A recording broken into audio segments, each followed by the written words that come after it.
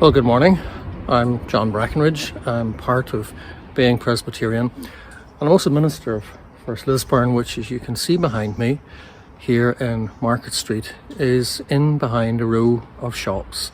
From this angle, the church, you can just about see the gallery windows, but it's almost hidden from sight.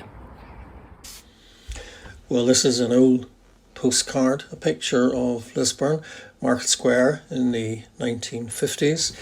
In the distance you can see St Patrick's Roman Catholic Church, and underneath it, as it were, the building on the corner, which you can still see today and we'll recognise in just a moment in an up-to-date picture of this scene.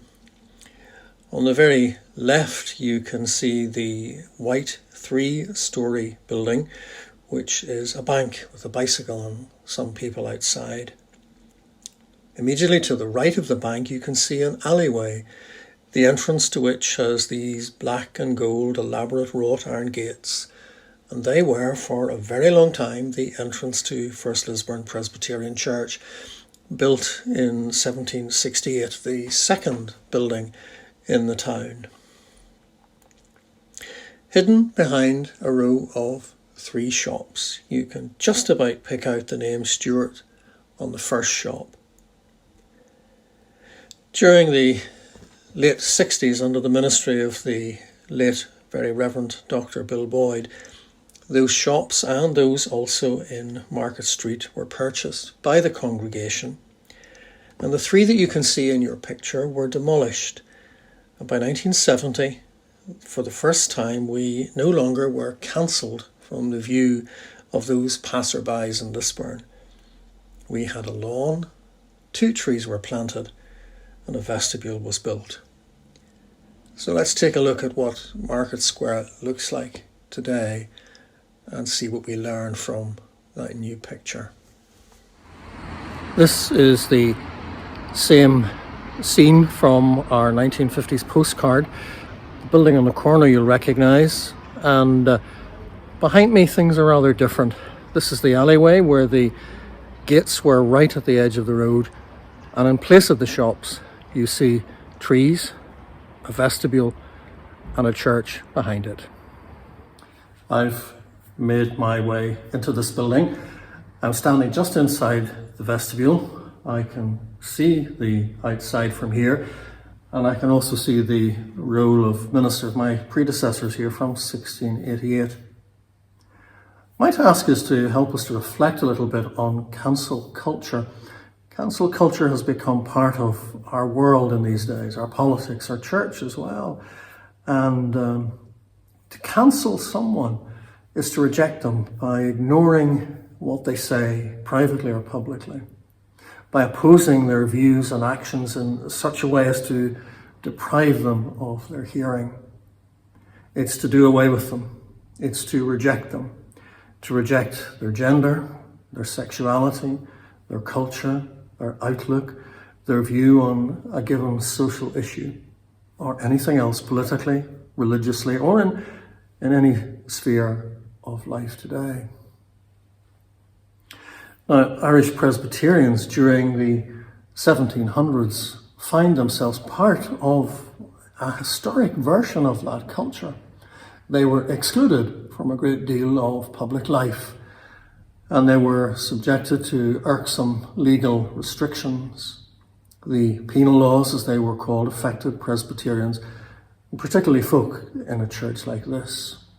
The clergy, the Presbyterian families in this town, were restricted in terms of education and marriage and inheritance. To a lesser extent in some aspects of public life and professional activity, such as sitting in Parliament, grand juries and municipal corporations. And this Presbyterian meeting house, its very presence, its very people, and the liberal non-conformist views which in some sense they represented, were quite literally cancelled from public view for 234 years. That's the greater part of the history of this left-hand side of this board. Now, I've talked about the architecture of this building because belonging to a people who were once hidden from view, It's one of the reasons why we should resist, I believe, a fresh desire to be cancelled today, or to have anyone else cancel another person in the media, or someone whose views differ from those of you or me or our neighbour.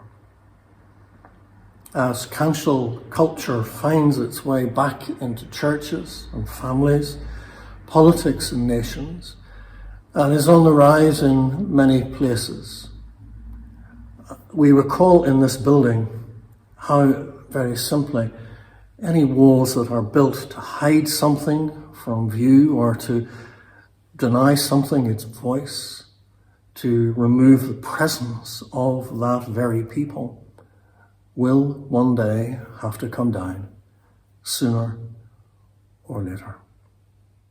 I've come right inside this building now, because even more important than the history of First Lisburn is the story which we tell in all our churches. The story of Jesus who was cancelled on the cross.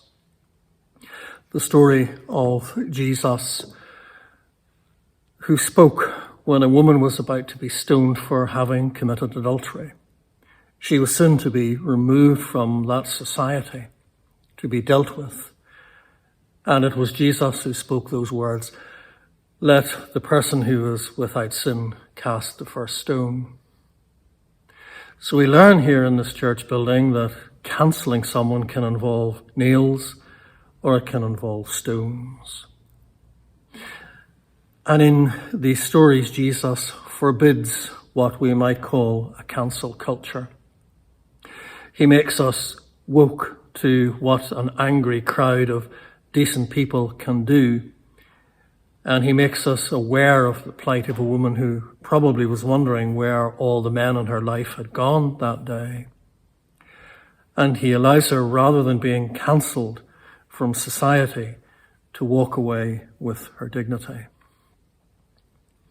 It is also in this building that we hear the story of Jesus who sits at a well. He sits and talks with a woman and hears what she thinks. He journeys through Samaria rather than going around it to avoid it in the first place. And in here, we hear the story of Jesus who included tax collectors in his first disciples. We discover, in short, how it is Jesus who fulfills Isaiah's dream of being one who refuses to judge on appearance or hearsay. Well, we're downstairs now, but as I complete my story within this building, let me take you to the gallery just where we were outside and now inside at those windows. Well, here we are in the gallery. These are the windows you could see from Market Street when we stood outside there earlier. In 1981, all of these windows were destroyed. There was an explosion which destroyed the shops, the businesses, and this church building. Around 5 o'clock on Wednesday, the 5th of August, a man parked a bomb just outside the shops where we were and calmly walked away. In a sense, that expression of terrorism was the ultimate expression of how we cancelled those with whom we disagreed back in those terrible, difficult days. We destroyed not only the person, but the world of our opponent. And this is our resurrection window. 1987, it was placed here. It was designed and executed by James Watson, driven by a belief that life after hurt and a commitment to peace and reconciliation is possible. The church community of those days came together in the rubble of a terrorist act of cancelling their place of worship, swept it up, cleaned it down, and made it ready for huge repairs. The beauty of this place was cancelled and covered with dust and dirt.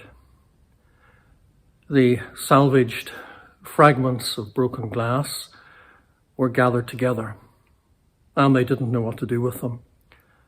but 6 years later, an artist found a use for them, recycling the devastated, broken pieces of glass from what had been cancelled. He made them into something of glory and beauty. They became the irradiating spirals, which you can see behind me, alluding not only to the explosion itself in Lisburn's past, but a different kind of cosmic explosion, the explosion of God's resurrection power, not only in architecture, in history, and in glass, but in today's church. We need to find an alternative, this window says, to any destructive activity, to any exclusion. We need to find an alternative to the desire to keep some views hidden from the street front, an alternative to any failure to listen. And we need to include, as an alternative to the practice of walking away. Instead of cancelling, we must begin to do again what the church has always done, to build up, to restore what is broken, to gather up the pieces as we find them, and to restore them in a wonderful way. And that is the very essence of resurrection. And resurrection is the very opposite of cancel culture.